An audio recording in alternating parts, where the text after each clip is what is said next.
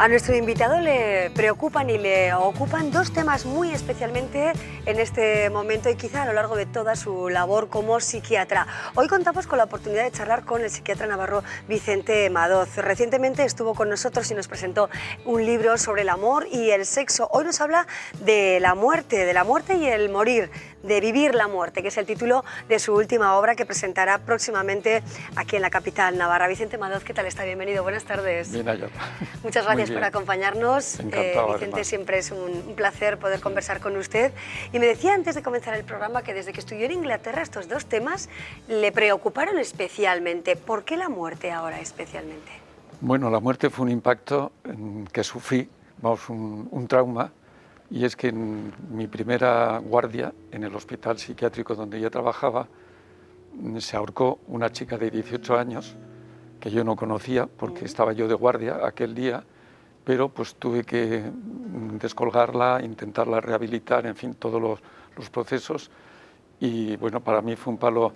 Yo tenía entonces escasamente 23, 24 años, era una chica muy bonita, por cierto, de 18 años, y bueno, pues tuve que hacer algo que era acompañar a sus padres al mortuorio, pues para que reconocieran el cadáver, y aquello me impactó muchísimo, y me impactó sobre todo a un padre, era hija única, de dos padres bastante mayores, de 60 y pico años, que había sido una hija póstuma, y bueno, el padre quedó como 20 minutos mirando la cara de la cría y diciendo por qué, un continuo por qué, que aquello me marcó.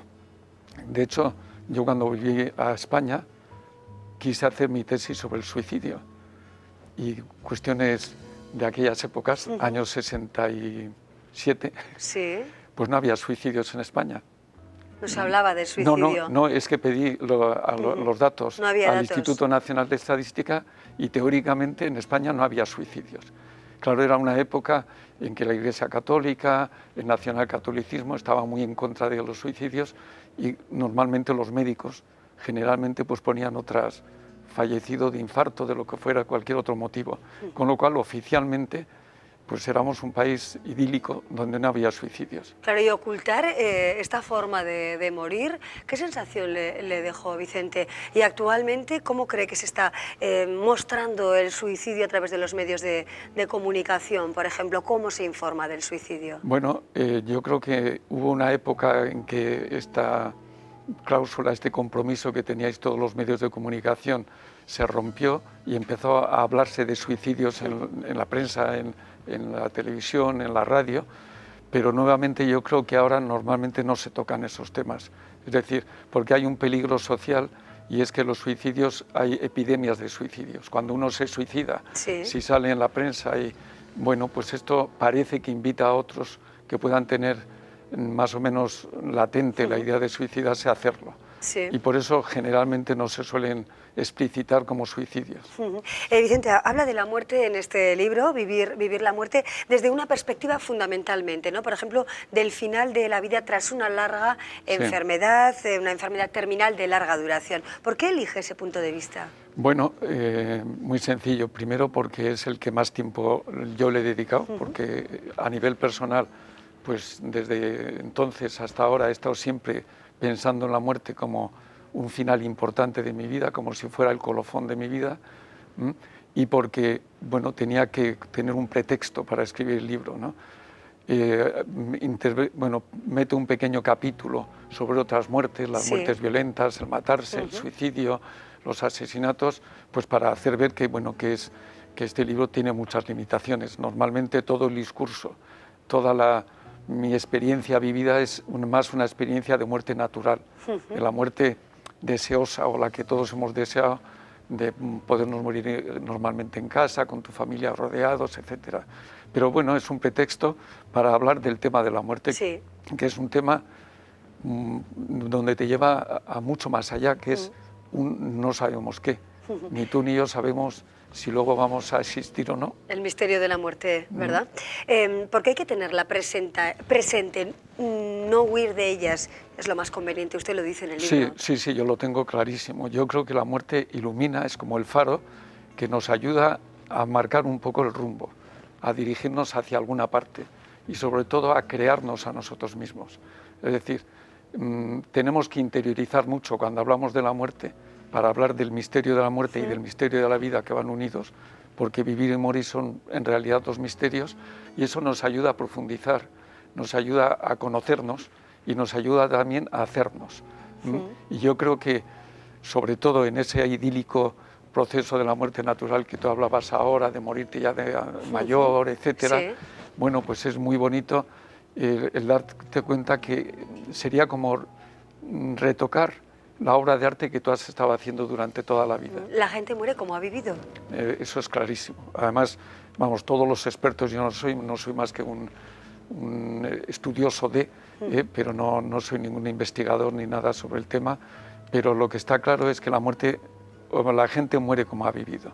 Y de alguna manera, esto lo dice mucha gente, si tú, vamos, yo digo una frase, siempre la he dicho en muchas charlas, en muchos coloquios, si tú vives muriendo, es decir, vives pensando en la muerte, cuando te mueras te vas a morir viviendo.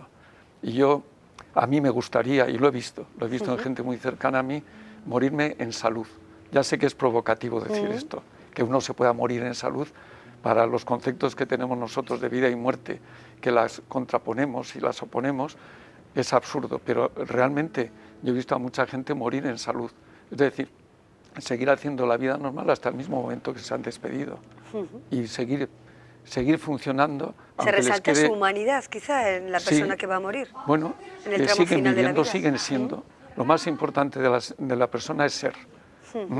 Hay una gran tendencia cuando nos vamos haciendo mayores a dejarnos ir. Y bueno, hay mucha que yo creo que muy erróneamente, pero vamos, hay que entenderlos, te dicen, bueno, aquí estoy esperando a que me lleven o esperando a morirme. Bueno, eso es un absurdo. Uno tiene que vivir hasta el final, hasta el tope. Y aunque uno esté desahuciado por un cáncer o por lo que sea, le podrán quedar una semana, un día, 20 minutos, pero tiene vida por delante. Sí. Compartir el miedo o los miedos ante la muerte, ¿qué beneficios reporta? Hombre, por supuesto, conocerte mucho mejor a ti mismo, conocer mejor a los demás, tenerte que plantear cosas muy fundamentales en la vida, como el ser persona, el tener unos valores profundos, es decir, antropológicamente te humaniza mucho y te personaliza muchísimo. Y por eso a mí me da mucha pena, y por eso he escrito el libro, que no se hable de la muerte. Si estuviéramos aquí en una tertulia y a mí se me ocurría decir vamos a hablar de la muerte, me echan, seguro. Vamos, pero, sin embargo, tampoco es del todo cierto, porque aunque la gente rehuimos, y ha habido además una época tremenda en que, bueno, toda la segunda mitad del siglo XX fue terrible, hubo una ocultación de la muerte, también lo digo ahí, vamos, algo que hablar de la muerte se convirtió en algo sucio, algo pornográfico al final. Pero hay un cambio en ese sentido, ¿no? Sí, bueno, yo Cambio creo que considerable. en general en el mundo anglosajón ya empezó antes. Y en el mundo anglosajón ya finales del siglo XX ya empezaron a hablar de la muerte, a no tratarlo con naturalidad, sobre todo en torno al tema del cáncer.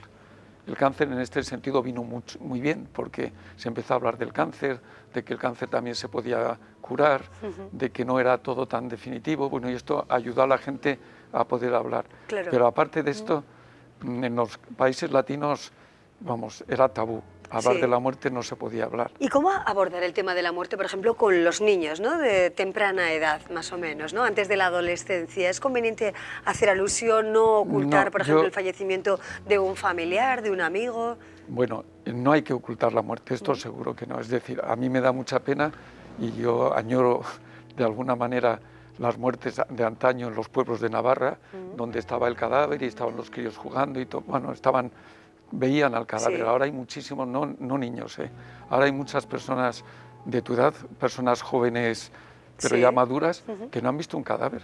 Y que yo veo que en los tanatorios que no se atreven a entrar, que les da miedo un cadáver, les da repulsión. Y a mí eso me parece terrible. Yo creo que no hay que ocultar a los niños de la muerte. Bueno, pues se ha muerto y hay que decirle claramente, tampoco hay que agobiarlos. Pero vamos, yo he tenido experiencia en colegios, en muchos colegios, de hablar en la muerte, por lo menos en la pubertad. Sí. A la gente de 12, 13, 14 años que ya lo entienden y bueno, muy bien. Claro.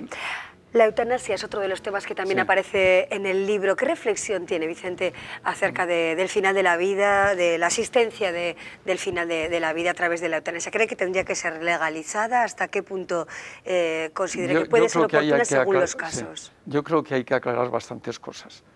Es decir, la eutanasia activa positiva es la que podría ser discutible, pero siempre se ha hecho algo que no es una eutanasia, que es la adistanasia. Es decir, en no... y esto lo hemos hecho los médicos aquí en Navarra lo hemos hecho siempre. Es decir, la adistanasia es no poner medios extraordinarios para hacer sobrevivir a una persona que prácticamente está muerta.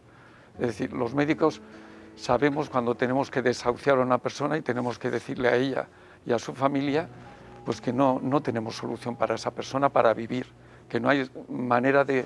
que es irreversible y que tiene que seguir su curso.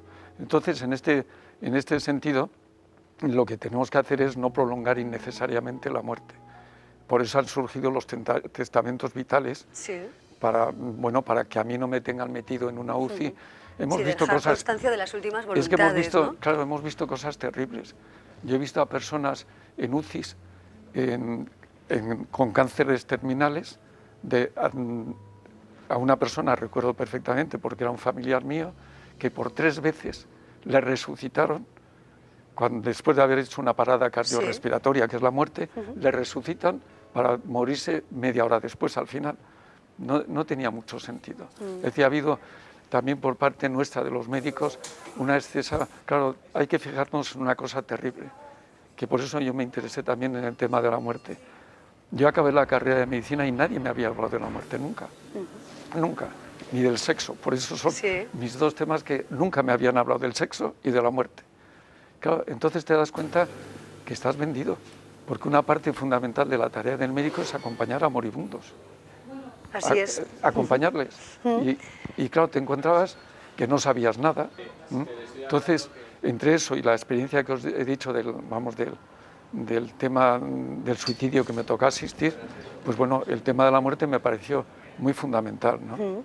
¿Qué razones puede llevar a un médico, a un equipo sanitario, razones a favor y en contra de anunciar a una persona que llega al final de su vida, que está desahuciado? Bueno, tenemos la obligación ética, deontológica de hacerlo, que se va haciendo cada vez más, afortunadamente.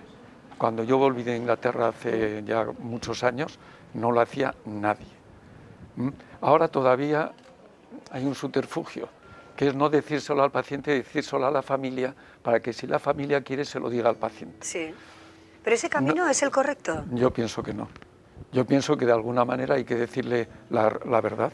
Primero porque a veces no es tan dramática como puede parecer, y porque además yo pienso que lo que no se puede es dejar a uno morirse sin saber, atontado, anonadado o sin enterarse.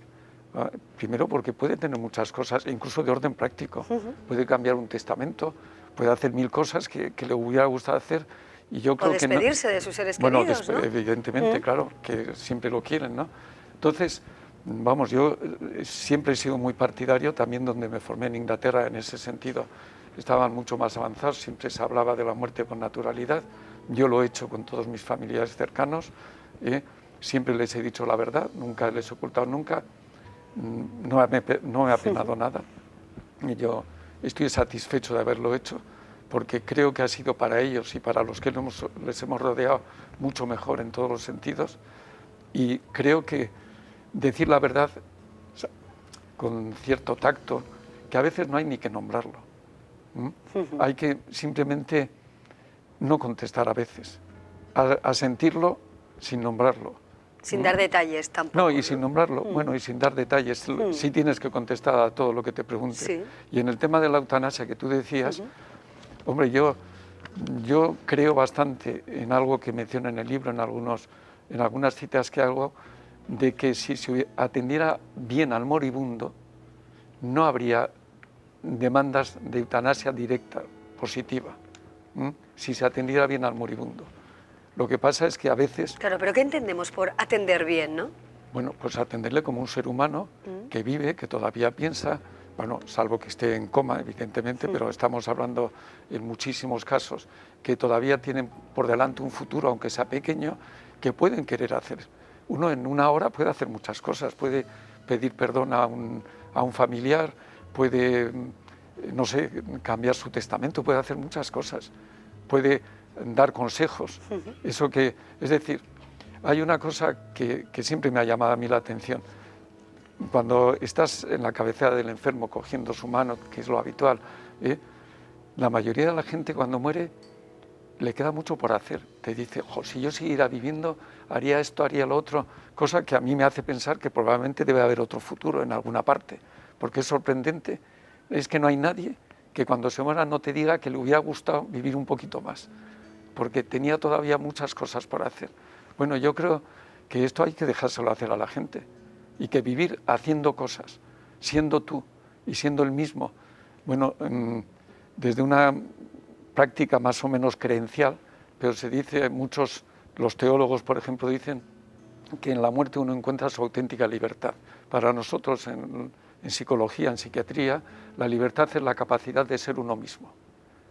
Solo llegamos a ser nosotros mismos cuando nos morimos, cuando llegamos al tope, a la cima de nuestra posibilidad.